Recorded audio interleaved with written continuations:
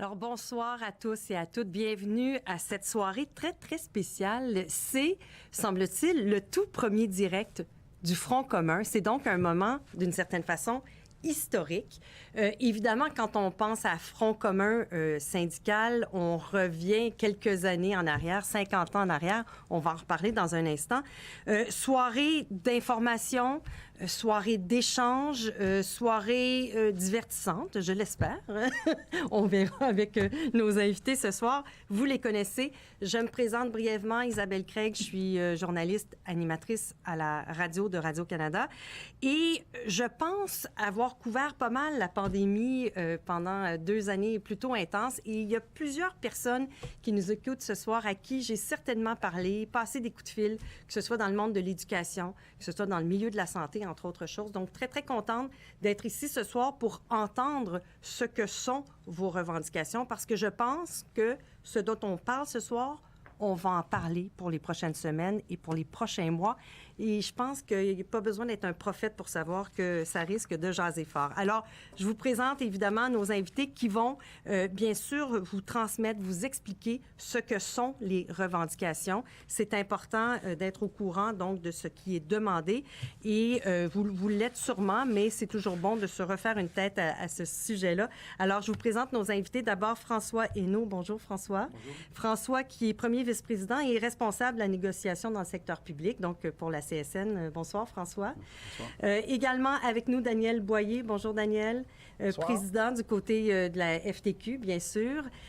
Avec nous aussi, Éric Gingras. Bonjour, Éric, bonjour. Qui est président du côté de la CSQ. Oui. Et Robert Comeau, président, donc, du côté de l'APTS. Bonsoir à vous quatre. Bonsoir. Quand je disais tout à l'heure que c'est historique, on va quand même prendre quelques minutes juste pour marquer un peu l'événement. Il y a 50 ans, il y a eu un Front commun, puis je ne sais pas pourquoi je me tourne vers Daniel, peut-être. L'expérience, peut-être. Le plus jeune. Il faut rappeler juste brièvement quand même aux plus jeunes qui nous écoutent, il y avait eu des négociations dans le secteur public, il y avait eu l'imposition d'une loi spéciale, il y avait eu l'arrestation des fameux Pépin et Laberge et Charbonneau. C'était quelque chose, hein? Oui, puis c'est ça, on marque le 50e anniversaire par un nouveau Front commun, qu'on a décidé de se mettre ensemble pour négocier les conditions de travail, mais c'est à la demande de nos membres qu'on le fait. C'est dans le cadre d'une consultation, nos membres nous ont dit, on est mûrs pour un nouveau Front commun cette année pour la négociation. Donc, on est allé de l'avant, puis je sais que tantôt, on va aborder les salaires, mais un petit clin d'œil, oui, effectivement, il y a eu l'appui du privé, du secteur privé aussi en 72. Donc ça, c'était très important. Puis on va faire un petit clin d'œil, mais qu'on parle de salaire tantôt, parce que la revendication en 1972, c'était pour un salaire hebdomadaire de 100 $. Donc, on a fait un petit clin d'œil cette année. C'est pas une blague, c'est une vraie demande qu'on a. Puis, même qu'on aborde des salaires tantôt, j'expliquerai. Question, là, aussi pour reprendre le contexte. On disait, c'est une demande de nos membres. Moi, je veux savoir pourquoi. Pourquoi le Front commun? Quelle est l'idée? Quelle est l'intention? Et pourquoi unir les forces? Qui veut se lancer? Bon, je peux peut-être commencer. Là. Oui. On l'a dit, la stratégie, on a regardé ça parce qu'il y a un contexte. Il y a un contexte parce que dernière négociation s'est terminée il n'y a pas si longtemps de ça. Oui. Et un contrat de travail de 3 ans. Donc, il fallait trouver la meilleure stratégie devant un gouvernement qu'on voyait, là, un gouvernement quand même très haut dans les sondages, ça, avec un gouvernement qui propose toutes sortes de choses, de primes, sans consultation, etc., dans le milieu de la santé, notamment un petit peu partout. Et là, c'est de se demander comment trouver la meilleure stratégie. On n'était pas tous ensemble la dernière fois. Je dis pas que ça n'a pas bien été, mais il fallait être en mesure d'avoir une stratégie qui était parlante pour le monde qu'on représente. Puis je pense que c'est ce que les gens nous ont dit. Puis nous, on est le porteur de ce message-là. Robert, quelque chose à ajouter? Oui, puis on vit tous les mêmes problèmes. Hein? Les problèmes se sont accentués durant la pandémie. Pénurie de main-d'œuvre, difficulté d'attraction dans nos réseaux. Oui. Alors, je pense que c'est tout naturel qu'on s'allie ensemble pour justement combattre, amener sur la place publique tous les problèmes qu'on vit ensemble. Oui. Mais peut-être aussi, il faut pas oublier, là, on n'était pas en front commun lors de la dernière négociation, mais on discutait ensemble, puis il y avait une collaboration quand même, même si on n'était pas aux mêmes tables. Puis, donc, il y avait quand même, on n'était pas en chicane. Là. Oui. Donc, je pense qu'il faut quand même le placer. Puis présentement, je pense qu'on a vu aller le gouvernement lors de la dernière négociation, on l'a vu aller durant la pandémie, d'essayer de diviser pour mieux régner, négocier sur la place publique. Je pense que la meilleure façon de contrer ça, c'est vraiment d'avoir un front commun. Puis on représente là, près de 75 de la fonction. Ici, aujourd'hui, on représente 75 du secteur public. Et là, c'est plus de 400 000 personnes, hein, corrigez-moi. 430 000. Alors que le premier Front commun, c'était à peu près 200 000 personnes. Ça fait qu'imaginons la force de frappe que vous avez. Vous dites, Puis François et Éric l'ont mentionné, là. Éric mentionnait sans consultation, les conditions de travail ont été modifiées pendant la pandémie, sans discussion avec les organisations syndicales, sans négociation. Donc ça a mis un peu... en tout cas, nos membres ont été échaudés. Puis c'est un peu pour ça aussi qu'ils ont dit qu'il fallait faire les choses ensemble. Mais vous dites, vous avez consulté d'ailleurs, il y a le Front commun, vous avez déposé donc vos demandes syndicales au Conseil du Trésor le 28 octobre dernier. C'est important d'en parler parce qu'il y aura un dépôt patronal. On va y revenir dans un instant. Mais brièvement, puis avant de se lancer là, dans le détail des revendications puis de bien les expliquer à vos membres, quel est, rapidement, je fais un tour de table, l'état des troupes? Parce que vous êtes allé sonder. On sort de quelque chose de gros, d'historique. Quel est le moral des troupes? On va commencer avec Robert. On va y aller de ce côté. Bien, les gens sont, je vous dirais, désabusés. Manque de confiance, je vous dirais, envers les dirigeants. Un petit peu submergé de travail. Le moral des troupes est quand même très, très bas. On le sent. Là, nous quatre, on va sur le terrain, on parle à notre monde, puis vraiment, là, il y a un coup de barre à donner là, pour redonner confiance à nos membres, pour qu'ils puissent bien œuvrer là, dans les systèmes. Et c'est peut-être un peu ça aussi l'objectif du Front commun, de sortir de ça. Qu'est-ce que vous diriez, Éric? Bien, effectivement, hein, les gens, ce qu'ils veulent, c'est une lueur d'espoir à venir là, de la part de leur employeur, qui est le gouvernement, parce qu'on l'a vu au cours des dernières années, la pandémie est venue simplement confirmer ce qu'on savait avant et venir ajouter à cette pénurie, à ce problème d'attraction, de rétention. Puis le personnel a besoin d'aide, a besoin d'air aussi. Et c'est un petit peu ça une négociation de convention collective. C'est le moment d'avoir des balises d'un contrat de travail qui va permettre au personnel d'être bien au travail, de les garder puis de les attirer. Et ça, peut-être que le gouvernement doit, je dis pas peut-être, doit tenir compte de ça. Parce qu'on veut garder notre monde. Puis on a vu comment c'est important. Nos réseaux, pendant la pandémie, tout le monde était en première ligne. Puis là, maintenant, il va falloir que ça se traduise par de meilleures conditions, des gestes concrets, effectivement. Qu'est-ce que vous en diriez, François, son de cloche? Mais même chose, c'est clair que les gens ont tenu le service public à bout de bras pendant 2 ans durant la pandémie. On s'est fait dire des merci, des anges gardiens et tout. Nos gens sont fatigués, mais par contre, nos gens sont prêts. Les gens, on est allés voir, on les a écoutés, et les gens sont prêts je pense, à se relever les manches, puis travailler fort et se mobiliser pour avoir des conditions de travail pour rester dans le réseau. Parce qu'il y a un problème de rétention et d'attraction. Les deux sont là présentement. Et des bonifications, vous le disiez, il y en a eu quand même. Il y en a eu à la pièce, il y en a eu par moment. Mais là, vous cherchez quoi? Quelque chose d'un peu plus cohérent, Daniel? Ben oui. Je pense qu'il y a un grave problème de valorisation puis de reconnaissance de ce que ces gens-là font. François l'a mentionné, oui, il y a des merci, là, mais ça doit se traduire au jour le jour dans les conditions d'exercice d'emploi de ce monde-là. Là. Puis c'est ça qui nous manque. Là. Oui, il faut ajuster le salaire, mais il faut aussi ajuster les conditions d'exercice d'emploi de ce monde-là, qui est une véritable valorisation puis de reconnaissance de ces emplois-là. Est-ce que vous avez envie, peut-être, et les gens qui nous écoutent, d'avoir peut-être un cri du cœur ou un appel du cœur que la fonction publique et que le service public est important et crucial? Est-ce que c'est pas ça aussi, le nerf de la guerre? Bien, c'est sûr qu'on veut sortir de ce discours-là. Vous savez, on dépose, le gouvernement dépose ses offres en disant « Ah, les payeurs de taxes, c'est le maximum qu'ils peuvent faire. » Ça, on a trop entendu ça. Là, on veut un gouvernement qui s'occupe de son monde, puis on espère voir ça. Il y aura, puis on se lance dès après là, dans l'explication des revendications, mais juste pour qu'on comprenne bien, on disait il y a eu un dépôt de vos demandes syndicales, donc vous avez un peu justement mis la table. Le gouvernement va faire un dépôt patronal, mais vraiment sous peu, là. C'est quoi? C'est le 15 décembre. Juste brièvement nous dire qu'est-ce que le dépôt patronal? Est-ce que c'est leur terrain de jeu à eux, cette fois-là? Ben oui, c'est un peu ça, mais historiquement, le dépôt patronal, c'est une réponse à nos demandes. Ouais. Ça va aussi être une réponse à nos demandes, mais ça va aussi être des demandes patronales. Ça, on voit ça de plus en plus au fil des négociations. Le gouvernement est en demande. Moi, ce que je souhaite, puis Éric est allé un peu dans ce sens-là, moi, ce que je souhaite, c'est que nous, je souhaite qu'on sorte d'un cadre traditionnel.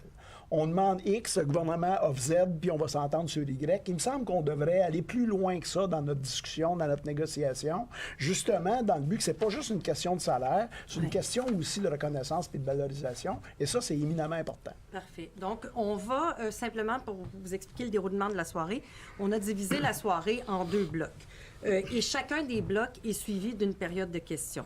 Donc, le premier bloc, qui va parler davantage des conditions salariales et entre autres choses.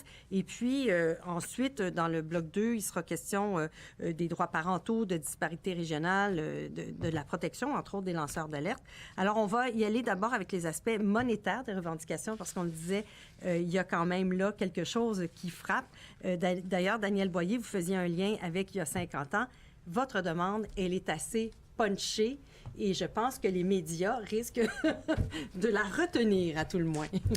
Oui, ben écoutez, je vais d'abord aborder la protection du pouvoir d'achat face à l'inflation qu'on voit grandissante, puis je vais laisser à François là, l'enrichissement. Oui. La première demande, la première année, on a une demande. Bon, c'est sûr qu'il y a une demande à chacune des années un mécanisme là, qui permet une indexation annuelle des salaires en fonction de l'augmentation du coût de la vie, de l'IPC. Mais la première année, je disais tantôt, au Front commun 72, il y avait une revendication, un salaire hebdomadaire à 100 $. Donc, cette année, on revendique pour la première année une augmentation de salaire de 100 $ pour tout le monde. Pour tout le monde.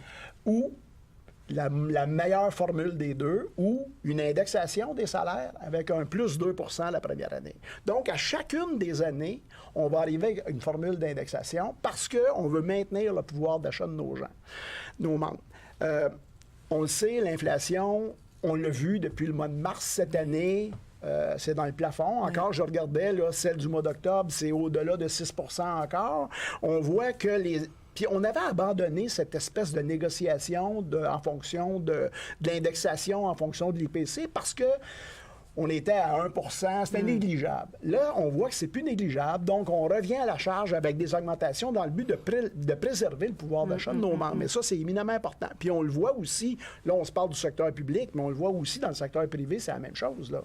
Et on voit des augmentations depuis les 2 premiers trimestres dans le secteur privé, des augmentations importantes des salaires. Donc, on va s'attendre à protéger le pouvoir d'achat de nos membres par une clause d'indexation à chacune des années de la convention collective. Oui, parce que tout ça est dans un contexte où il y a pénurie de main-d'œuvre et puis là, tout est relié parce que moins vous avez de gens et moins on a de gens dans le secteur public, plus il y a des gens fatigués. Et là, c'est une série de cause à effet. Hein? C'est sûr que c'est ça l'enjeu. Puis les membres ont été très clairs là-dessus qu'il fallait, dans un premier temps, être en mesure de protéger ça. Je pense que Daniel l'a très bien mentionné. Oui. François, il y a d'autres choses à ajouter à ce chapitre-là dans les revendications quand on parle de salaire. Mais c'est clair. Comme Daniel l'expliquait, on demande une clause d'indexation pour préserver notre pouvoir d'achat. Et bon, ça, c'est le 100 $ qu'on plaçait avec le clin d'œil historique là, de 72, qui équivaut environ à 5 200 $ sur l'échelle salariale pour l'ensemble de nos membres qu'on représente, donc par année. Et pourquoi la première année, on a visé ça? C'est justement compte tenu de l'inflation. Parce qu'avec l'inflation, on voulait s'assurer minimalement que tout le monde puisse garder un pouvoir d'achat. Et présentement, mais le livre de beurre nous coûte tout le monde le même prix. Là. Donc, ça, c'était la raison du 100 $. Pour la deuxième et la troisième année, donc en 2024-2025, en plus du maintien de la clause d'indexation, ce qu'on réclame, c'est 3 % pour 2024-2025. Et pour 2025-2026, on demande 4 % d'augmentation, donc de l'enrichissement.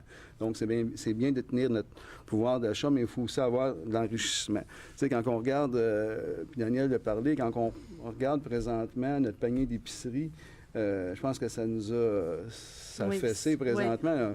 On parle du beurre, une augmentation de 43 % les pâtes alimentaires, 27 les pommes, 28 à un moment donné, ça se reflète. Là, puis nos gens, à un moment donné, ont besoin d'argent là, pour maintenir le coût de la vie. Puis on reviendra tantôt là, sur les salaires, là, mais c'est pas vrai que les salaires de nos gens dans le secteur public, on est sont si élevés que ça. Là. Donc, c'est ces éléments-là qu'on veut. Puis, il est clair que le gouvernement, lui, pour rester encore un panier d'épicerie, mais ils vont nous mettre la même salade en disant, mais écoutez, on n'a pas d'argent, les contribuables ne sont pas capables de payer ça, la spirale inflationniste, la récession s'en vient. Mais ça, c'est toutes des affaires qu'on a tout entendu depuis des années, puis qu'il va falloir arrêter de le placer. Moi, je pense que nos gens, je l'ai dit tantôt, nos gens ont tenu les services publics à bout de bras depuis des années. Puis présentement, mais il faut qu'on ait une reconnaissance. Puis une des reconnaissances passe par l'augmentation salariale. Ouais, puis l'enrichissement dont François parle, là, il ne s'agit pas de dire que les employés du secteur public vont devenir riches.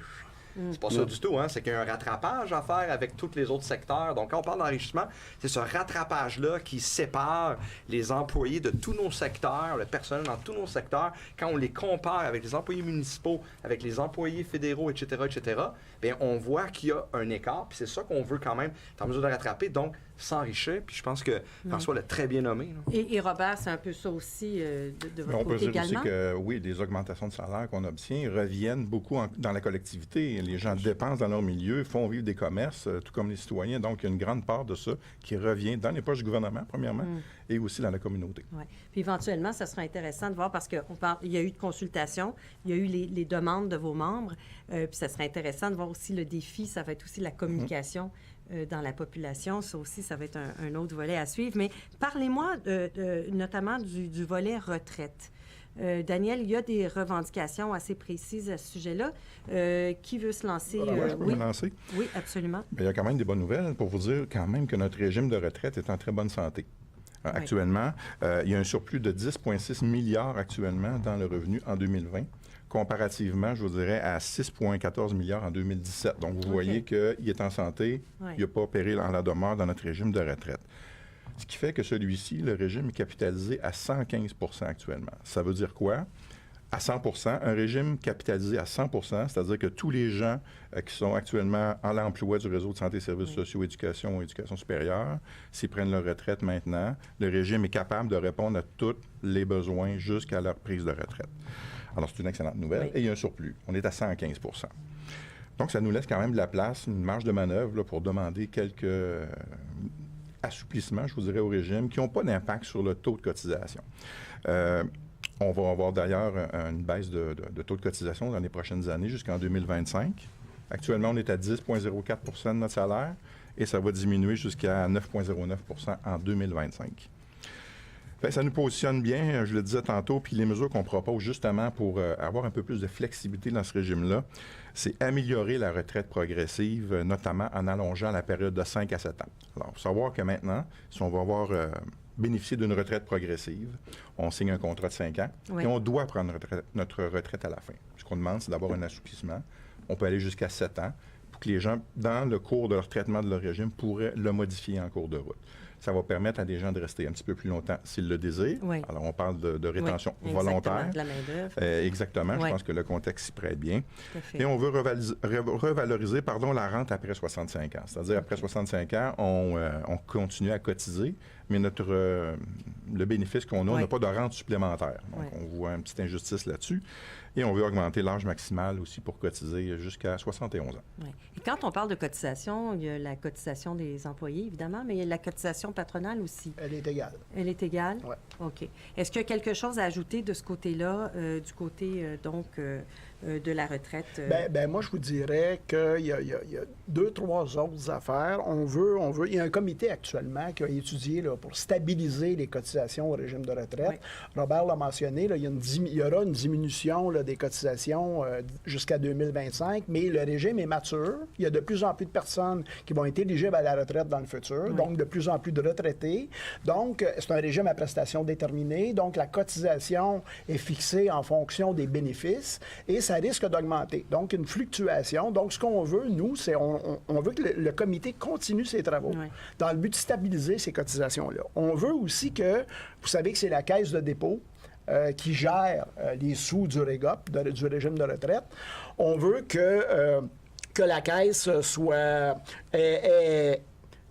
investissent davantage dans les énergies renouvelables, dans les énergies vertes, puis soient plus environnementales et plus sociales. Okay. Ça, c'est ce qu'on veut. Donc, c'est un appel qu'on lance au gouvernement qui passe les messages à la Caisse de dépôt pour que ce soit plus vert. Et aussi, moins de paradis fiscaux, pas de paradis fiscaux, bien évidemment. Puis, on est en attente des offres du gouvernement, des propositions du gouvernement, parce qu'on sait qu'à toutes les négociations, le gouvernement revient à la charge dans le but de tenter de retarder l'âge de la retraite. Et à notre avis, c'est complètement contre-productif. De toute façon, il y a des gens qui quittent nos réseaux au moment où on se parle, alors qu'ils ne sont même pas admissibles à la retraite. Donc, si en plus de ça, vous les obligez à rester 1-2 années supplémentaires, ça va être contre-productif. Il faut aller beaucoup plus dans le sens de ce que Robert avance, c'est-à-dire bonifions les conditions dans le but que les gens restent et non pas avoir des conditions qui vont faire en sorte que je vais t'obliger à rester parce que je vais t'empêcher de prendre ta retraite immédiatement, puis je vais t'obliger à la prendre dans 1 an ou 2. Puis est-ce que vous sentez qu'il y a de l'écoute de ce côté-là? Parce qu'effectivement, je pense que tout le monde a le même objectif, qu'il y ait des gens sur le marché du travail et que les gens y restent. D'ailleurs, les gens y reviennent. De toute façon, on va lancer des appels à l'aide les uns après les autres. Est-ce que vous pensez que de ce côté-là, Robert, il y a de l'écoute? Bien, si on fait du recul dans les négociations précédentes, le gouvernement était plus en mode récupération, de plus de restreindre le régime que de lui donner une flexibilité. Oui. Alors, on verra cette fois-ci. On est optimiste. Peut-être que les choses ont changé. Je suis très curieuse de voir jusqu'à quel point il y a eu des changements de... Faudra voir. Non, mais je dis juste qu'il faudra voir. Il faudra voir dans la mesure où il faut offrir des conditions gagnantes pour le personnel. Absolument. Et avant, on faisait juste dire... Ah, ils ont un régime de retraite, les gens du secteur public. Ah, ils sont des gros durs, donc allons-y. Oui. Là, ça attire même plus, ça. Donc, exactement. Il faut être en mesure de donner le bon cadre. Je pense que c'est ça le message que le gouvernement doit donner. Je suis curieuse de voir. Je pense que la réflexion sur le rapport au travail, sur le rapport même au temps qui passe, à la vie et aux choses qui sont importantes, en fait, et on va voir si les bases ont bougé. On verra. On parle justement de ce qu'on a vécu dans les 2-3 dernières années. Et est-ce que ça change le rapport même à nos assurances collectives? Je veux dire, il y a des gens qui ont été malades, il y a eu des burn-out, il y a des problèmes de santé, et c'est comme si là, il est encore plus important qu'avant d'avoir des régimes d'assurance collective qui correspondent à ce que les gens vivent et aux besoins des gens. Et c'est pour cette raison-là qu'une de nos demandes importantes quand même, c'est que l'employeur, le gouvernement, mette une somme importante dans sa part pour les assurances. Parce que, malgré ce que beaucoup de gens peuvent penser, dans la très grande majorité, voire l'ensemble de nos différents réseaux, oui, à certains endroits, il n'y a pas de partie, il n'y a pas d'argent du patron qui est mis pour les assurances collectives. Il y a certains endroits, un peu, mais vraiment, les mots importants, un peu. Alors, nous, ce qu'on dit, c'est qu'il faut augmenter cette part-là. Okay. Quand on regarde autour de nous, puis pourquoi les gens ils choisissent un emploi? Nous, le défi qu'on a, c'est que les gens choisissent aujourd'hui le secteur public, l'éducation, la santé, l'enseignement supérieur, le collégial, les services sociaux. C'est ça qu'on veut. Alors ça passe par des salaires. On va voir d'autres revendications, régime de retraite, etc. Mais ça passe aussi par un régime d'assurance où il y a une cotisation de l'employeur qui est importante, une somme importante, parce qu'on ne veut pas, on a encore des employés précaires qui, eux, sont pris avec 15 ou 17 heures. Ils payent la totalité de leur somme d'assurance. Ça enlève beaucoup, ça. Et donc, on veut augmenter la contribution patronale. Et après ça, on décidera si on veut améliorer la couverture ou simplement en avoir plus dans nos poches. C'est pas n'importe quoi, ça. Toute la population pense que les assurances, c'est les plus belles au monde, alors que quand on voit conjoints qui travaillent dans le privé ou dans d'autres secteurs, on voit que c'est pas ça du tout. Alors, c'est une demande importante. C'est une demande importante. Vous êtes tous d'accord là-dessus, Daniel? Bien, c'est une demande importante parce que en plus de ça, les coûts augmentent sans cesse. Donc, les primes d'assurance collective augmentent. À un point tel qu'on est rendu à se poser des questions où on coupe les protections dans le but de diminuer les primes. Donc, il faut absolument que l'employeur cotise davantage parce que l'augmentation, puis Éric l'a mentionné, l'augmentation qui est subie de ces primes-là, de ces primes d'assurance-là, c'est les salariés, c'est les travailleurs et les travailleuses qui la subissent parce que l'employeur en paye une toute petite partie. Mais est-ce que vous êtes d'accord avec moi que les 2-3 dernières années, de ce point de vue-là, ont été éprouvantes sur la santé de vos membres? Tout à fait. Qu'est-ce que vous en diriez? Bien, définitivement, c'est clair, là, puis c'est pour ça que les assurances, c'est super important pour notre monde, là. Je veux dire, je pense que pendant que le monde était malade, c'est nous autres qui étaient en première ligne présentement, à un moment donné, les assurances, puis Éric l'a dit, là, le monde pense que c'est tout payé, là. C'est nous autres, là. C'est nos membres qui payent leurs assurances, là, qui payent une grosse partie de leurs assurances, là. C'est juste, mais donc, à un moment donné, dans le privé, présentement, il y a beaucoup d'employeurs qui payent les assurances, donc... C'est comme ça qu'ils recrutent l'argent. Ouais. C'est par des moyens comme ça que le privé recrute pour aller chercher des gens qui sont dans le privé. Il faut arriver en 2022, il faut être compétitif comme réseau. Exactement, il faut être compétitif. Donc, on était dans le dossier des assurances collectives, dans les revendications des assurances collectives. Les ouvriers spécialisés, parlez-moi des ouvriers spécialisés, François Hénault. Mais il est clair, là, on a une lettre d'entente pour les ouvriers spécialisés, puis notre demande présentement, c'est d'augmenter le nombre de personnes qui vont être assujetties à cette lettre d'entente-là, et on veut aussi bonifier les primes pour les ouvriers spécialisés. Tu sais, présentement, on a un problème de rétention, d'attraction des ouvriers spécialisés. L'employeur embauche à grands frais des sous-traitants qui coûtent beaucoup plus cher que ce que ça coûterait pour payer nos ouvriers. Ces gens-là ont des cartes de qualification qu'ils doivent maintenir et ont été embauchés, je veux dire, ils maintiennent nos bâtiments à bout de bras.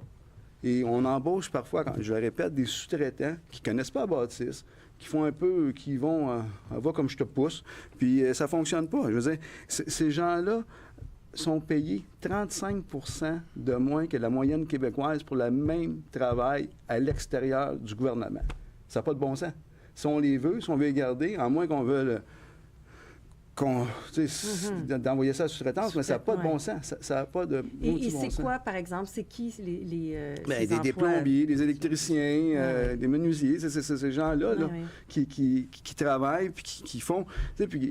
On entend parler souvent de l'état des bâtiments du gouvernement, mais pour ça prend des bras pour les maintenir en santé, ces bâtiments-là, parce que, je veux dire, on peut pas avoir les meilleures personnes, les enseignants, les infirmières, n'importe qui dans le réseau, mais si on ne va pas rentrer dans le bâtisse, on n'est pas avancé. Le plafond là. nous tombe sur la tête. Ben, c'est ça, c'est pas mieux. Et pourquoi ils choisiraient présentement, avec les conditions qu'on leur donne, pourquoi ils choisiraient nos réseaux? Et ils vont aller ailleurs, ils vont aller dans le municipal, comme je disais tantôt. Alors, il est là l'enjeu, puis on espère... Écoutez, on a passé les dernières rondes de négo à se questionner sur y a-t-il réellement pénurie, rareté, on va faire un rapport, un deuxième rapport. Là, on n'est plus à cette heure-là. On est à l'heure de se dire qu'il faut améliorer, comme François le disait, c'est lettre d'entente qui existe déjà. Il y a un pas qui a été fait, mais là, il faut continuer, il faut bonifier, il faut améliorer. Il y a une partie qui ne touche pas. Hein, quand même, ça touche un 95 %, il reste un 5 % où c'est pas touché. Donc, il faut continuer à développer ça. Puis, on ne devrait pas avoir une négociation qui perdure. Ça fait 2, 3 négos qu'on en parle. Puis ces ouvriers spécialisés-là, ils sont là depuis longtemps pour la plupart. Hein? Donc, Éric mentionnait attirer des jeunes à moins 35 % là. Oui, ça c'est très difficile. Ouais. Donc, c'est sûr qu'on va être de plus en plus viré vers la sous-traitance parce qu'on n'attire pas de jeunes. Ouais. Donc, il faut corriger le tir.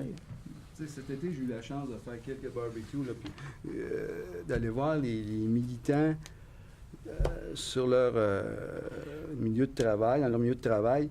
Et ces gens-là sont fiers. Ils sont fiers en fin de compte, là, au lieu de travailler pour un consortium qui vend des condos à grand prix, ces gens-là ont l'impression de faire de quoi pour la société. Puis ils sont fiers de leur travail. Je veux dire, il faut être fier là, pour travailler à 35 % de moins. Il faut que tu sois fier en maudit. Donc, un sacré bon plan d'assurance, c'est ce qui est pas ce qui n'est pas le cas. C'est ça, exactement. Bon, parlons de majoration des primes. Robert Comeau, qu'est-ce qu'il faut savoir à ce chapitre-là? Juste pour le petit bout des ouvriers spécialisés. Il y a la solidarité entre les types d'emploi, je vous dirais, dans les réseaux. on est tous interdépendants, peu importe le travail qu'on fait. Oui. Alors, quand on voit des collègues comme ça qui ont des injustices, c'est là qu'on a le goût de se mettre en front commun puis d'aller chercher de régler ces inéquités-là. Intéressant. Alors, je pense qu'il y a une belle motivation de ce côté-là. Pour les primes, on a quand même des demandes qui sont, je vous dirais, très raisonnables parce que ce qu'on cherche à faire dans tout ça, là, c'est que les différentes primes qui sont données, souvent en montant fixe, je vous donne par exemple, vous avez une prime de responsabilité et ça vous donne 12,84 $ par jour. Bien, le 12,84 $, on doit le renégocier à chacune des conventions collectives. Il n'est pas attaché à rien, donc c'est une négo en soi, une demande particulière. Ce qu'on vise, nous, c'est d'avoir les mêmes majorations, les mêmes augmentations que le salaire.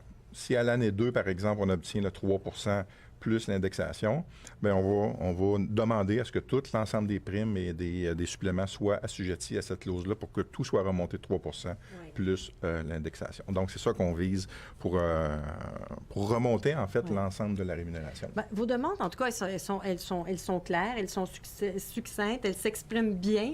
Ça devrait aider probablement à la communication, justement, de ces revendications-là.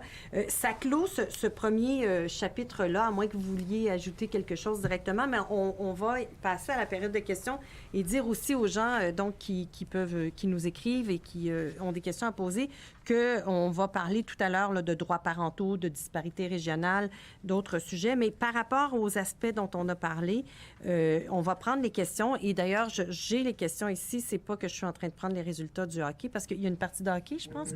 OK, je vais pas donner d'idée aux gens. Question sur les salaires et là, vous me direz qui veut répondre, mais est-ce qu'on a vu, puis je me tourne vers Daniel parce que vous avez abordé cette question-là, est-ce qu'on a déjà vu ça, des augmentations en lien avec le coût de la vie ou si c'est une demande, entre guillemets, nouvelle ou révolutionnaire? Non, c'est pas une demande révolutionnaire. On l'a vu dans des négociations plus... Ça fait quelques années quand même qu'on n'a pas négocié ce genre de clause-là. Mais dans les années où il y a eu une forte augmentation de l'inflation, on négociait des clauses d'IPC, là, effectivement. Là. Là, une différence, là, c'est qu'on demande d'inclure un mécanisme automatique qui resterait dans la convention collective ultérieurement. Ça, c'est quand même, ça pourrait être quelque chose d'intéressant. Comme syndiqué, de se dire, ben quand on aura une inflation à 2 %, ben ça sera 2 %, puis on négociera à côté, voir si on a encore besoin d'enrichissement, rattrapage, etc. Question qui pourrait venir d'un journaliste, mais qui vient d'un de vos membres. Est-ce qu'on risque pas de nous accuser d'alimenter la spirale inflationniste? Non, ça, faut arrêter ça. Là, je l'ai dit tantôt. À un moment donné, il y a des limites. Là, c'est un discours d'employeur, de gouvernement pour pas payer le monde adéquatement. Je veux dire, l'inflation, là, on n'avait pas d'augmentation. On était à la maison, puis le prix du beurre a augmenté, tout a augmenté. Les autos ont augmenté, tout a augmenté, puis ce qui a mis l'argent dans leur poche, c'est les patrons. Fait que c'est pas nous autres qui... Ça, à un moment donné, faut contrer ça. Là, ça n'a pas de bon sens. Sur l'inflation, une des premières clauses qui a été négociée, c'était en 69. Éric n'était pas né, moi j'avais 3 ans, donc ça fait quand même un bout de temps. On n'a rien inventé avec ça. Okay. Mais, juste pour revenir sur la spirale inflationniste, là, on questionne souvent le prix, l'augmentation des salaires, hein, le coût des salaires dans l'inflation, mais tous les économistes le disent, là, on ne parle jamais du coût des bénéfices. Hein, les compagnies, présentement, font des bénéfices records. Ça fait augmenter beaucoup plus l'inflation que les salaires. Alors, est-ce que, oui, ça peut avoir un enjeu, mais tellement minime, puis après ça, il faut se questionner. L'autre bout, c'est est-ce que le personnel qui œuvre au quotidien mérite de telles augmentations quand on regarde des 0 % qu'on a eu dans le passé, alors qu'il y avait une inflation de 2 %. L'inflation était moins grande, mais il y avait quand même des augmentations qui ne suivaient pas. Oui. Autre question, d'ailleurs, sur les salaires. Que je retrouve ici. Pourquoi ne pas y aller en pourcentage pour la première année au lieu de 100 $? Ce n'est pas vraiment le même pourcentage selon le salaire de chacun. Bien, je l'ai expliqué tantôt. Là, pourquoi on s'est donné l'ensemble... On a consulté nos membres et tout le monde était d'accord parce que présentement, l'inflation fait mal à tout le monde de façon plus forte pour une personne qui a des plus petits salaires. Donc, en donnant une augmentation égale à tout le monde, minimalement, les gens ont un pouvoir d'achat pour combattre l'inflation de façon égale présentement. Et pour la deuxième, troisième année, mais là, les augmentations vont arriver avec les pourcentages. OK. Une question encore là, que j'aurais pu vous poser. Est-ce que le gouvernement, on dirait que c'est moi qui ai écrit les questions, est-ce que le gouvernement a les reins assez solides pour répondre à vos demandes? Oui. Vas-y. Écoutez, on va toujours se faire servir la capacité de payer des citoyens et des citoyennes, mais c'est parce qu'à un moment donné, qu'est-ce qu'on veut comme service? Qu'est-ce qu'on veut comme service? Tout le monde le dit, là, les services de santé, là, il faut réinvestir. Nos services d'éducation, il faut réinvestir. Donc, ça se fait pas comme ça, là. C'est pas une opération de magie, là. Donc, effectivement, il va falloir remettre des sous dans le système. Sinon, puis on pourrait tous bien se dire, là, ben écoutez, moi, à un certain moment, ça nous tient à cœur, le service public. Ça nous tient beaucoup à cœur. Parce qu'à un moment donné, on pourrait se dire, ça fait tellement longtemps qu'on dit que ça va pas bien, puis que ça va continuer de pas bien aller, bien, qu'il s'arrange donc, puis il verra comment ça va aller. Sauf que ça nous tient trop à cœur. Il faut véritablement réinvestir. Oui. Peut-être deux choses là-dessus. Là.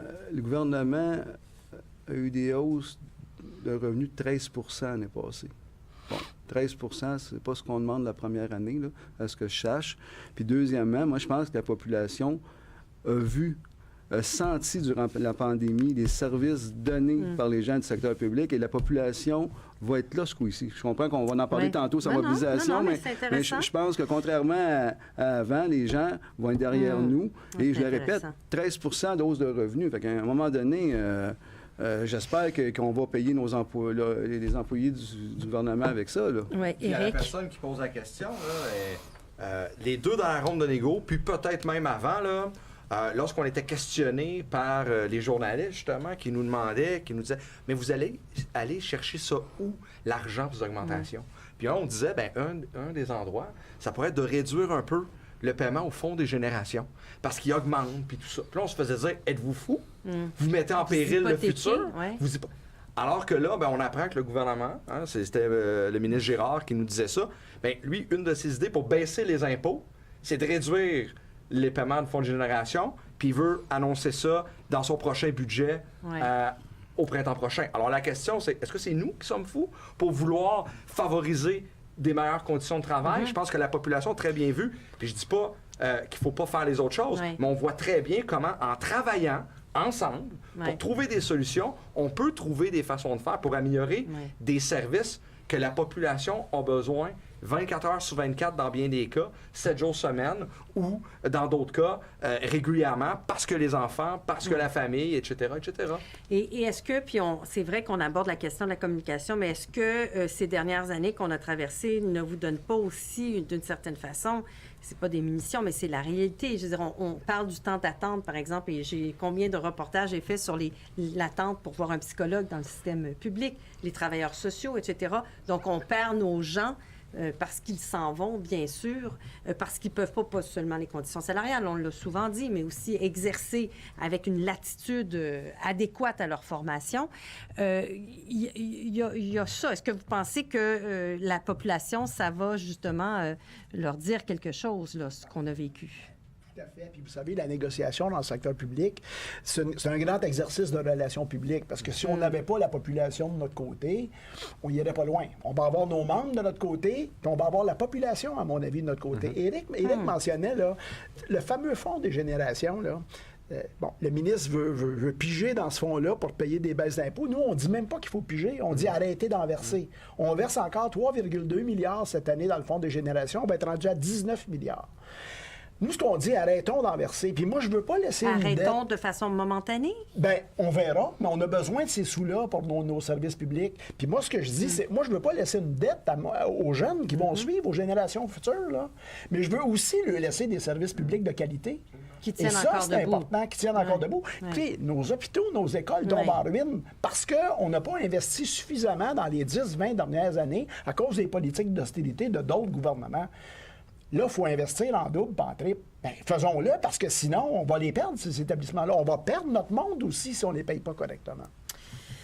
Alors, ça conclut le bloc 1 et on va enchaîner sur le bloc 2. Puis s'il y a des questions que j'ai pas pu poser à ce moment-ci, je vais les récupérer, soyez sans crainte, pour la fin parce qu'il y aura une deuxième période de questions. Dans le bloc 2, on va aborder justement encore là la question des conditions de travail, mais vraiment des choses très, très concrètes. Je pense qu'on va y aller avec les conditions de travail en général et c'est Éric qui va nous parler de ces revendications-là. Oui, parce que là, on a parlé de salaire, on Oui. a parlé d'assurance, Oui. on a parlé de primes, on a parlé d'argent, hein, dans le fond. Mais ce que les membres nous ont dit lors de la consultation, puis d'ailleurs, les journalistes, souvent, ils nous posent la question, ils disent « Ouais, mais votre monde, là, Ouais. est-ce que ils veulent... c'est des augmentations de salaire qu'ils veulent, là, ils veulent améliorer. » Puis on leur répond toujours « Mais écoutez, ce sont les deux. Les gens veulent améliorer les salaires parce que, on le dit, rattrapage, protéger le pouvoir d'achat, mais il y a aussi améliorer au quotidien la tâche, la lourdeur, le travail fait au quotidien qui est difficile dans l'ensemble de nos réseaux. Et ça, ben, il faut qu'on envoie des mandats parce que la manière qu'on négocie, c'est qu'il existe une table centrale, ce qu'on dit intersectorielle, mais il y a des tables sectorielles où nos fédérations, les membres qu'on représente, on parle de leurs conditions de travail. Les profs parlent des profs, les infirmières auxiliaires, les inhalothérapeutes, les professionnels, le personnel de soutien, le collégial, on pourrait toutes les nommer. Oui. Il y en a plusieurs, je ne le ferai pas. Mais tous ces gens-là ont des tables pour parler des conditions de travail au quotidien. Je pense que le travail de la table centrale, de l'intersectoriel, c'est aussi de s'assurer de mettre de la pression sur le Conseil du Trésor pour qu'on s'assure de donner des mandats et de l'argent aux tables sectorielles pour que, oui, on travaille sur les salaires, mais qu'il y ait de l'argent pour bonifier les conditions de travail. Puis ça nous a été demandé. Alors, Ouais. à la question, qu'est-ce qu'ils veulent plus? Ouais. Ils veulent les deux. Ils veulent les deux. Améliorer les salaires et les conditions de travail. Et ça, c'est une pression sur le Conseil du Trésor pour qu'il s'occupe de ces tables-là et donne les mandats et l'argent nécessaire. Daniel Boyer, à ce sujet-là? Bien, oui. Moi, je vous dirais, il faut absolument, puis Éric a tout à fait raison, là, c'est pas avec le Conseil du Trésor qu'on va négocier mais on va négocier avec le Conseil du Trésor qu'il y a des mandats qui se donnent. Là, Éric nous parle des tables sectorielles, santé, éducation, cégep, etc. Mais moi, je vous dirais qu'il y a aussi une philosophie de gestion qu'il faut qu'il soit transmise également dans les milieux de travail. Dans le but juste... Parce que l'organisation du travail, là, ça se passe pas à la table centrale, ça se passe pas non plus aux tables sectorielles, ça se passe dans les milieux de travail. Et vous savez comment c'est assez compliqué dans le ministère de la Santé et au ministère de l'Éducation. C'est des grosses machines. Oui. Bien, il faut qu'on tente de décentraliser puis qu'on permette au milieu de travail d'avoir des véritables discussions sur les vrais enjeux qui touchent le monde au jour le jour, dans leurs conditions propres, dans de leur milieu de travail. s'organiser, Tout à fait. de prendre en Tout à fait. main justement Mais ça, il faut leur que ça parte propre... d'en haut puis qu'on donne le mandat Ouais. en bas puis qu'on dise, ben on change la philosophie de faire nos relations de travail. là. Oui. Quand on parle de conditions de travail, on pense aussi, entre autres, notamment à des congés parentaux. Je veux dire, la famille. La famille, disons qu'elle est passée au cash, passez-moi l'expression, mais disons que les derniers mois, les dernières années, la conciliation travail-famille, les enfants à la maison, le télétravail, les enfants malades. Écoutez, ça a été le bordel, hein, il faut bien le dire. La question des droits parentaux, François Hainaut, elle est quand même encore là importante. Il y a des demandes précises en ce qui concerne les droits parentaux. Définitivement, on a quelques demandes. Bon, une des premières demandes, c'est d'améliorer le congé pour adoption ainsi que les congés de paternité. Donc, présentement, il y a 5 jours de payés par l'employeur. Par la suite, il y a 5 semaines avec un bonifié. Ce qu'on demande, c'est d'allonger ces semaines-là, de bonifier pour s'assurer justement que le père puisse passer plus de temps avec le nouveau-né là, à la maison. On a également aussi une autre demande qui est plus technique par rapport au RQAP, mais en fin de compte, en gros, ce qu'on veut, c'est s'assurer qu'il y a une bonification avec le RQAP dernièrement, et on veut s'assurer que nos conventions collectives reflètent les bonifications que le régime québécois d'assurance parentale a été bonifié. Ça, c'est Donc, un arrimage. c'est ça, c'est un arrimage qu'on veut pour que notre convention collective reflète vraiment les éléments qui ont été bonifiés là, dans la loi. Finalement, on a des congés spéciaux Oui. aussi. Oui. Les gens ont 4 congés spéciaux par année. Là, ce qu'on veut s'assurer, c'est que ces congés-là, soit qu'on ait plus de congés. Pour exemple, une personne qui reste en région, qui doit aller chercher des soins hospitaliers à l'extérieur Oui. de sa région, mais malheureusement, ça prend plus que 4 jours des fois. Donc, on veut s'assurer de bonifier ça, signer pour ça, aussi pour tout ce qui est procréation, merci, assistée. Ouais. Donc, il y en a qui s'en fâchent, c'est difficile, moi je m'en fâche, procréation. Donc, ça fait longtemps qu'on ne l'avait pas entendu, oui. celle-là. Donc, également pour l'échographie, pour que oui. le père puisse aller à l'échographie. Donc, c'est pas prévu dans ces congés-là. Oui. Donc, c'est des éléments qu'on voudrait bonifier, justement, je veux dire. C'est un autre élément, je veux dire, vous l'avez dit, là, conciliation travail-famille, c'est de plus en plus important et c'est un élément d'attraction et de rétention si on veut être un bon employeur. Dans le secteur privé, ils l'ont compris. Donc, c'est un peu pour ça. Oui, c'est ça. Tout ça participe finalement là, à la même idée d'essayer d'être attractif pour utiliser des mots à la mode, mais pour en tout cas au moins pour retenir et puis oui, pour attirer Puis on a toujours les gens. joué, les organisations syndicales ont toujours joué les chefs de file dans ce genre de demande-là, assumée ce leadership-là, dans un contexte aussi où dans le secteur public, puis oui, on sait que c'est pour les droits parentaux en général, aussi pour les pères, etc., mais ça reste qu'on représente très majoritairement des femmes, puis ça, ces aspects-là, il faut toujours l'avoir en tête aussi. Là, près 80% des membres qu'on représente sont des femmes. Donc, il faut aussi continuer à avoir ces revendications-là qui permettent d'amener le Québec un peu plus haut là, dans des revendications sociétales éventuellement aussi. Mais oui, 80% des femmes, oui. Où sont les femmes? Où sont les femmes? En tout cas, je suis là ce soir. Absolument, mais il y en a, on a l'occasion d'en avoir là, justement sa collègue qui est présidente aussi à la CSN. Puis on en a beaucoup. Après ça, c'est un choix démocratique. Puis on est bien content quand même de représenter. Le comité exécutif de la CSN, il y a 3 hommes, 3 femmes. La présidente est une femme. Donc c'est ça. Même chose à la CSQ. Donc, tout cet intérêt-là, il est là. Mais ça donne ce soir, c'est ça. Voilà. Daniel Boyer, vouliez-vous ajouter quelque chose sur les droits parentaux? Je pense que François a fait le tour pas mal, mais je pense que c'est l'importance de permettre aux deux parents de partager adéquatement, en fonction de leurs besoins, la durée du congé. Puis moi, j'ajouterais aussi, là, c'est un calcul un peu technique, là, mais il y a toutes sortes. Les indemnités de congé parental sont affectées par...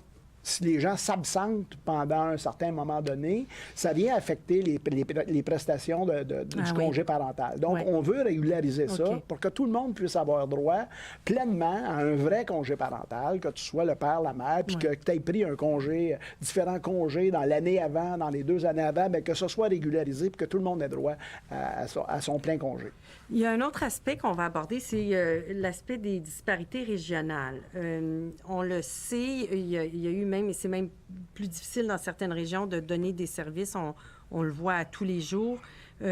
François Hainaut de la CSN, donc il y a des enjeux puis il y a des demandes claires quant à la disparité régionale. C'est clair, on a de la misère à donner des services à tous les jours, vous venez de le dire, mais en même temps, en région, là, c'est de façon exponentielle. C'est à la puissance 10 qu'on a des problèmes avec la rareté de main-d'œuvre, la pénurie de main-d'œuvre. Donc, quelques demandes. Bon, une des premières, c'est de s'ajuster que les municipalités de Fermont et des Îles-de-la-Madeleine soient maintenant ajoutées dans un secteur 3, donc pour bénéficier de certaines primes, ainsi que Chisasibi, je m'excuse, oui, c'est pas facile, et Radisson pour le secteur 4. Bon, l'autre élément aussi qu'on veut, c'est que l'élargissement du paiement du transport pour la nourriture sur la basse Côte-Nord. Là, donc, on part à l'est de Kegaska jusqu'à Oujé-Bougoumou. Donc, c'est des demandes qu'on veut s'assurer, parce que je les répète, ça fait... On n'a peut-être pas eu beaucoup de demandes ambitieuses pour les régions éloignées durant les dernières négociations ou celles d'avant. Mais présentement, avec la rareté de la main-d'œuvre, l'inflation, si les gens pensent que ça coûte cher à Montréal, en région, dans les régions plus éloignées, c'est assez épouvantable. Puis pour avoir, j'ai débuté à la CSN aux Îles-de-la-Madeleine, puis quand j'étais jeune, mon travail étudiant, je travaillais à Fermont. Fait qu'à l'époque, c'était déjà cher, fait que j'ose même pas imaginer aujourd'hui. En ce moment. Comment ça peut coûter. La livre de beurre. Combien coûte la livre de beurre à Fermont? Si quelqu'un a la réponse, vous pouvez nous écrire en direct. Mais effectivement, c'est une bonne question. Sur les disparités régionales, Robert, avez-vous quelque chose à ajouter, Robert Comeau? Oui, il faut savoir que les gens qui bénéficient, je vous dirais, de conditions particulières parce qu'ils ont été recrutés à l'extérieur de la région dite éloignée, bénéficient de sorties. Sortie étant le droit de revenir dans sa région natale pour avoir une petite pause, puis revenir ensuite œuvrer là, en région plus éloignée. Ce qu'on veut, nous, c'est d'augmenter le nombre de sorties que les gens ont droit. Et pour nous, on pense que ça va être un moyen attractif pour attirer des gens en région. C'est ce qu'on a besoin. L'accès à des déplacements remboursés pour les personnes recrutées localement. Ça, c'est une injustice, je vous dirais, qui dure depuis longtemps. Je vous donne un exemple de Fermont, vous l'avez nommé tantôt.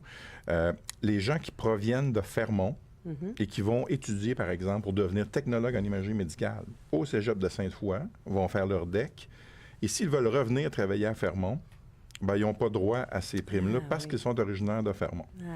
Alors que son collègue a fini le même diplôme pour aller travailler lui aussi à Fermont avec tous les avantages qui sont là. Donc, si on veut attirer les gens... Donc, que ce soit rattaché au poste c'est le lieu de résidence, en fait. Oui, c'est ça. Alors que là, c'est... Oui, OK. Alors, pour nous, on devrait enlever tout simplement la barrière du 50 km pour encourager les jeunes à revenir dans leur localité pour venir pratiquer leur profession. Parfait. Est-ce qu'il y a autre chose à ajouter? Oui. Impératif de préserver la vitalité de nos régions. Hein, on l'a dit, il ne faut pas juste aller travailler là, mais il faut aussi participer à la communauté, revitaliser nos régions et y participer à la vie active. Il faut y assurer des services publics de qualité et ça passe pour nous autres aussi à l'ajout d'une prime d'intégration dans le secteur de certaines régions ou localités. On parle de régions où il y a beaucoup de pénuries, où on a de la difficulté à recruter. Donc, on parle d'Abitibi-Témiscamingue. On élargit un petit peu ce qui est déjà prévu. Côte-Nord, Gaspésie, Île-de-la-Madeleine. On parle de l'Outaouais, où on a des problèmes quand même avec les régions frontalières qui sont très, très attractives pour nos salariés. Le nord du Québec et le Nunavik également. Parfait. Dernier aspect qu'on soulève, dernière revendication, d'ailleurs, c'est vous, Robert, qui me parlez de ça. Les lanceurs d'alerte, est-ce que, donc, il y a déjà quelque chose, on ajoute, on bonifie, on protège davantage? Bien, il y a des protections prévues par la loi actuellement, qui sont clairement insuffisantes. Il y a de l'Omerta. Je vous parle du réseau de la santé et services sociaux. Éric va faire un bout sur le réseau de l'éducation. C'est très, très présent actuellement. C'est lourd, c'est oppressant même pour les gens qui y travaillent. Des gens qui peuvent constater des choses dans leur travail de tous les jours, des choses injustes. Parce qu'on travaille avec des clientèles quand même vulnérables. On parle des jeunes en DPJ, des personnes âgées, des gens qui n'ont pas de voix pour se défendre. Alors, le personnel, quand il dénonce à l'intérieur, qu'il fait tous les processus nécessaires et qu'il n'y a rien qui se passe, il n'y a rien qui change, bien, ces gens-là ont le droit de dénoncer des choses pour l'intérêt public, que la population puisse voir ça et puisse réagir elle également. Actuellement, les gens sont punis, puis j'ai même un exemple à vous donner. Actuellement, je vous dirais, sur la Côte-Nord, on traite un dossier où certains de nos membres ont dénoncé dans un centre jeunesse les problèmes d'hébergement des jeunes dans le centre jeunesse. Et je vous dirais, toute la scolarisation. La scolarisation qui doit être faite aussi dans les DPJ, qui est faite, je vous dirais, à temps partiel, parce qu'il y a un manque de personnel pour faire l'éducation à temps plein. Alors, il y a eu une dénonciation qui a été faite, parce qu'à l'intérieur, il n'y a rien qui s'est produit. Alors, un journaliste d'enquête est arrivé, la dénonciation a été faite au syndicat, et nous, on a rendu ça public. Et comment le gestionnaire a réagi? En passant à la chasse aux sorcières. Alors, on est allé aller fouiller dans les courriels des gens et ça finit par des suspensions et un congédiement. Est-ce que les journalistes savent ça aussi? Oui, absolument. Ils sont dans le processus aussi. C'est un autre bout de l'histoire qui est quand même intéressant. On est en arbitrage actuellement. C'est une cause importante. Alors, nous, il faut que le lien entre les syndiqués et leurs syndicats soit préservé. On ne veut pas que les employeurs aient fouillé à gauche et à droite dans les courriels.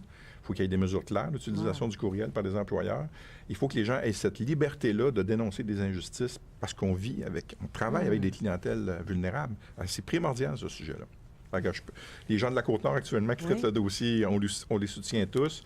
Et toutes les autres aussi, de toutes les professions là, qui sûrement le vivent aussi, bien, nous, on est à la recherche d'une voie pour libéraliser cette parole. Et donc, on va travailler à ce que, justement, ces gens-là soient mieux protégés? C'est vraiment ça? Bien, c'est certain. Ce qu'on veut, c'est mettre dans la convention collective un cadre qui va permettre de les protéger, qui va permettre de dire qu'est-ce qu'ils peuvent pas faire et comment ils sont protégés.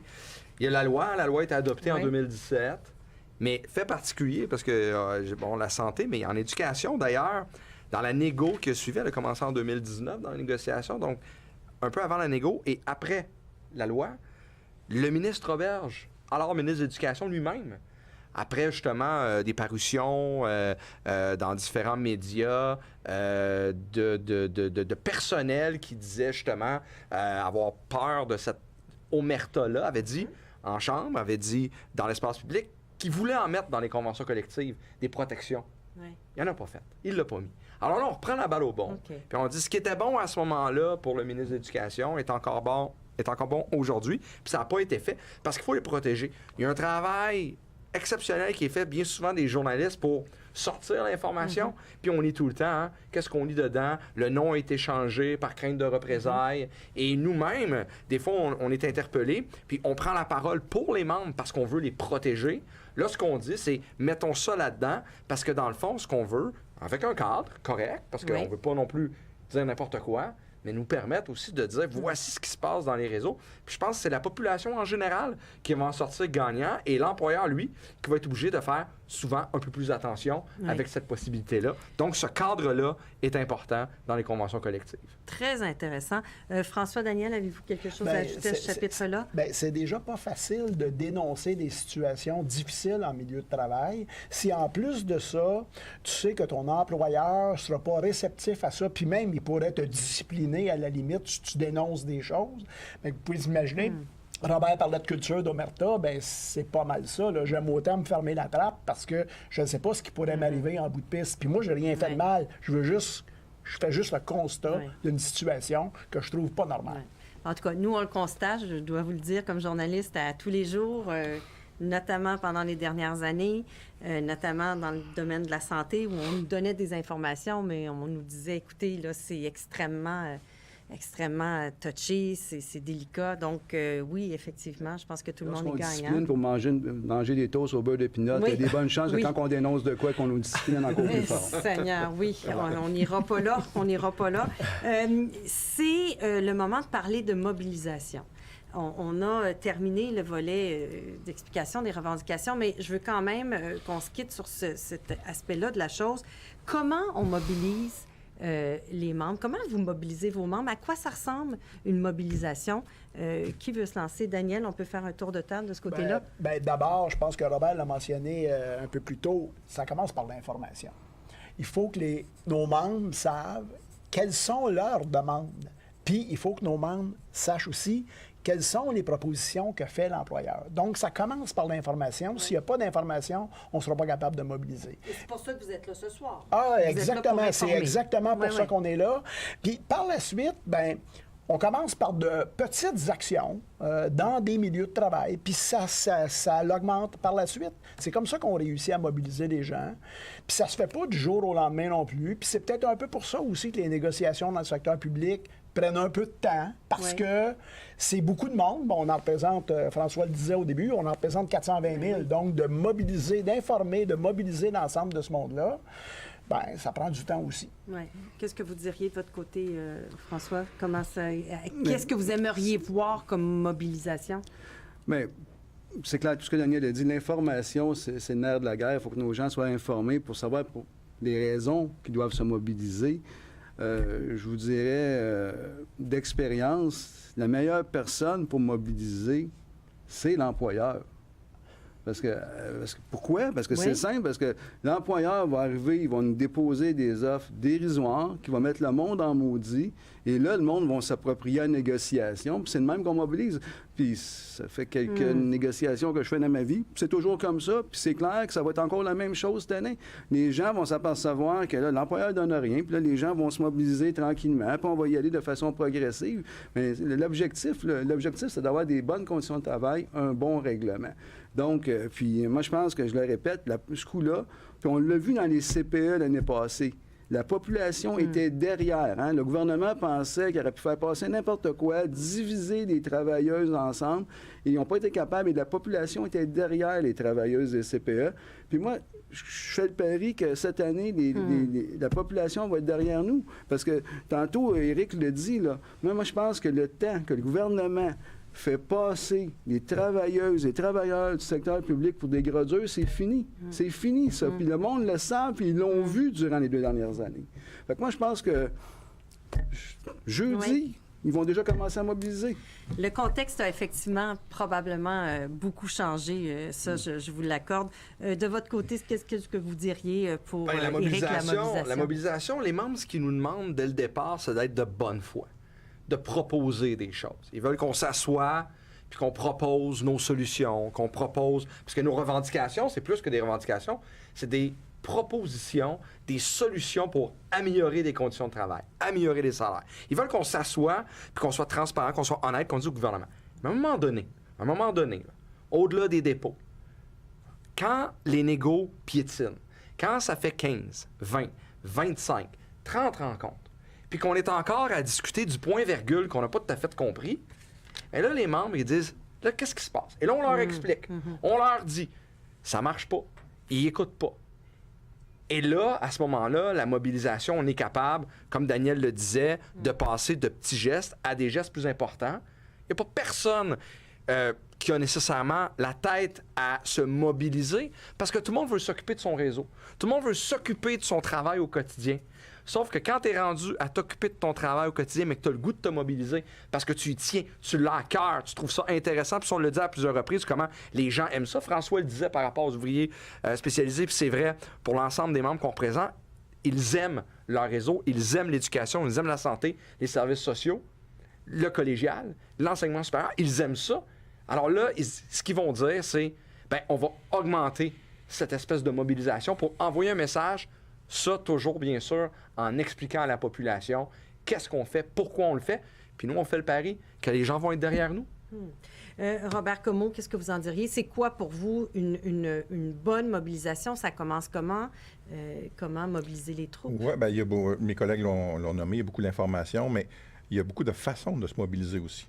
On pense souvent sortir avec la pancarte dehors, aller en grève, mais ça peut... Des petits gestes font toute la différence. Participer à ces instances syndicales. Donner l'information, convaincre le beau-frère, la belle-sœur durant le temps des fêtes, parler de ce que vous vivez dans vos milieux de travail, dénoncer de certaines situations.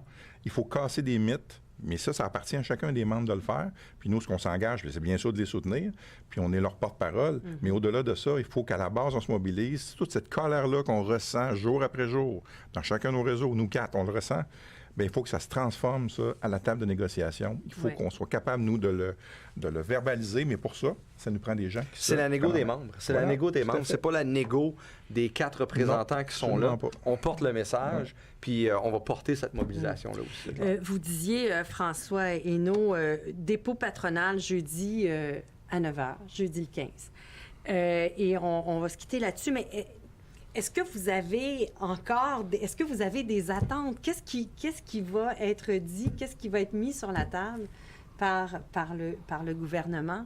On va se lancer là, dans la futurologie un petit peu. Ça m'intéresse. Ce qu'on espère et ce qui va arriver, c'est deux choses. Hein? OK. Ben, c'est sûr que ce que vous souhaitez. Ce qu'on souhaite, c'est d'avoir... je l'ai dit d'entrée de jeu, je pense qu'en intro, j'ai dit ça prend de l'espoir. Est-ce qu'on pourrait avoir dans le dépôt quelque chose où on se dit, comme Daniel le disait, où on ne retournera pas dans le psychodrame de la négo du secteur public au Québec? Bon. Est-ce que ça va être ça? Là? J'ai dit ça, c'est ce qu'on souhaite. Ouais. Après ça, je vais attendre à jeudi. Mais vous êtes sceptique? Vous êtes... Bien sûr, le passé étant garant de l'avenir, on est sceptique, mais on se garde quand même une pointe d'optimisme. Oui. Robert? Bien, moi, je souhaite qu'il y ait un vrai choix des services publics qui soit fait. Moi aussi, je suis évidemment un peu sceptique, mais la plus belle annonce qu'on pourrait avoir jeudi, c'est de dire, écoutez, là, nos services publics sont malades, on le sait, là, je pense qu'il n'y a personne qui peut passer à côté de ça. On veut réinvestir, on veut redonner foi aux gens à s'investir encore et à travailler dans le réseau public, en attirer des nouveaux, pour pouvoir avoir un accès universel aussi à ces services publics-là et non pas toujours avoir le privé qui est au-dessus de nous, toujours pour pouvoir prendre un morceau du gâteau. Investissons dans les services publics, nos gens vont être contents. C'est la recette. Daniel Boyer, homme d'expérience. Vous en avez vu d'autres. À quoi vous attendez-vous? Ben, moi, je suis un optimiste de nature. Au-delà des merci de M. Legault et de M. Dubé, au-delà de la réforme de M. Dubé qui est annoncée en santé, au-delà des nouveaux ministres en éducation, entre autres, je souhaite qu'il y ait une véritable prise de conscience de ce gouvernement-là dans le but d'améliorer, pas sensiblement, mais d'améliorer de façon en profondeur nos services publics. Parce que si c'est pas ça, Je ne sais pas comment on va finir cette négo-là. Il faut véritablement que ce soit ça. Sinon, Est-ce qu'on est à la croisée des chemins? bien, je le dis à toutes les négociations qu'on est rendu à croiser des chemins, puis on n'est jamais arrivé, ça a l'air. Mais on n'est jamais arrivé, mais en même temps, regardez dans quel état sont nos services publics. C'était Il va falloir absolument m'emmener dire c'est assez, là, puis on va se parler sérieusement, puis on va améliorer les affaires. Au-delà des réformes qu'on nous annonce, au-delà des merci qu'on nous dit, il faut que ça se concrétise quelque part, parce que les merci, là, ça se passe aussi, la reconnaissance, ça passe aussi par une convention collective négociée de bonne foi. Ça passe aussi par là. Oui. Est-ce qu'on s'entend pour dire que personne ne souhaite entendre le mot ange gardien jeudi? Oui, il est clair. Là. Je pense pendant la pandémie, là, l'ensemble du mouvement syndical s'est assis avec le gouvernement, trouvé des solutions. On a mis le corporatisme de côté. Tout le monde a travaillé fort. Fait que là, le gouvernement doit répondre présent jeudi. Moi, j'ai une dose de naïveté moins grande que mes 3 collègues. Mais ceci dit, ça va être là. Puis je me promènerai avec mon costume de licorne jeudi, si tout est beau. Là. J'en ai déjà d'ailleurs un que certains collègues m'ont acheté, donc je suis correct. Mais il est clair qu'il faut que le gouvernement réponde présent. Je vous l'ai dit, durant 2 ans, à toutes les fois qu'ils nous appelaient, qu'il y avait un problème, on a trouvé des solutions. Mais là, la balle est dans leur camp, puis ça prend un retour. Oui. Et d'ailleurs, il y a une question à ce chapitre-là qui nous dit et qui vous demande, attendez que je m'y retrouve, sur la mobilisation, là. Est-ce que nous, les membres, on se prépare à réagir rapidement par des moyens forts lorsque le gouvernement va déposer ses offres? Donc, parlez-moi de votre stratégie. On n'en parlera pas ici, ça, c'est sûr. mais en même temps, je peux me permettre, oui. C'est parce qu'aussi, il existe un cadre. C'est pas facile, la négociation du secteur public au Québec. Là. Oui. Hein? On n'a pas les mêmes règles qu'en 72. Hein? Mais il n'y avait à peu près pas de règles en 72. Voilà. Alors, en 72, les règles... Et ils ont compris après 72, et les années qui ont suivi, ils ont très bien compris, le législateur qui voulait encadrer tout ça. Et il existe des règles, de dire au lendemain d'un dépôt qui ne ferait pas notre affaire que tout le monde sort.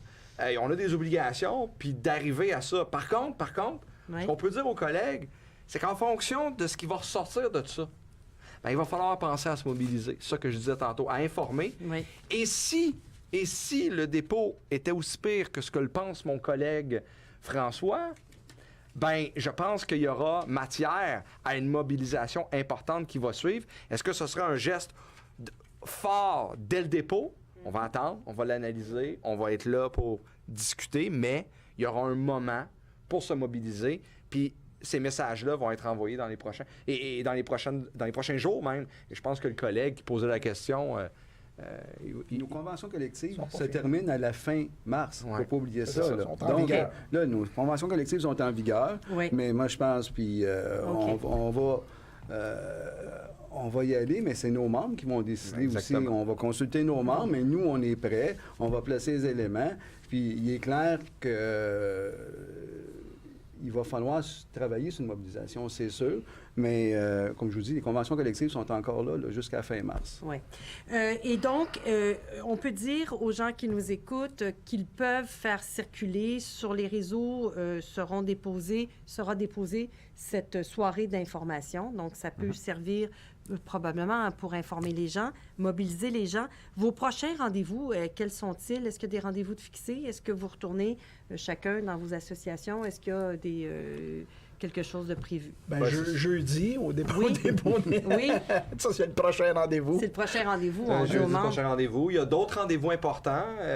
L'échéance de la convention collective que François vient de dire, le 31 mars prochain, c'est un moment important parce que s'il n'y a pas de règlement, ça veut dire qu'après ça, il n'y a pas d'augmentation, etc., avec tout ce que ça veut dire. Donc, c'est un moment important. Puis après ça, les autres moments importants, c'est toutes les assemblées, tous les moments où on donnera l'information pour justement mobiliser notre monde pour qu'il soit là, parce que c'est la négo des membres qu'on représente. Alors, chose certaine, comme vous, je serai attentive à ce qui sera déposé jeudi, le 15 décembre à 9h. Merci beaucoup de m'avoir informé. Ce fut un plaisir pour moi, comme pour vos membres, d'en apprendre plus sur ces revendications de ce front commun. Je vous remercie donc François Hainaut, on disait premier vice-président, négociateur, responsable de la négociation du secteur public, donc à la CSN. Merci Daniel Boyer, président donc du côté de la FTQ, Éric Gingras, merci, CSQ, et Robert Comeau, président, donc la PTS. Merci à vous tous, donc, qui représentez, on le disait, les enseignants, les gens de la santé, de l'éducation, de l'enseignement supérieur, éducation, services sociaux, entre autres choses. Merci à vous qui nous donnez des services publics de qualité, au meilleur de ce que vous pouvez faire. Merci, c'est très apprécié. Merci, messieurs. Merci, Isabelle. Merci, merci Isabelle. Merci. On n'avait pas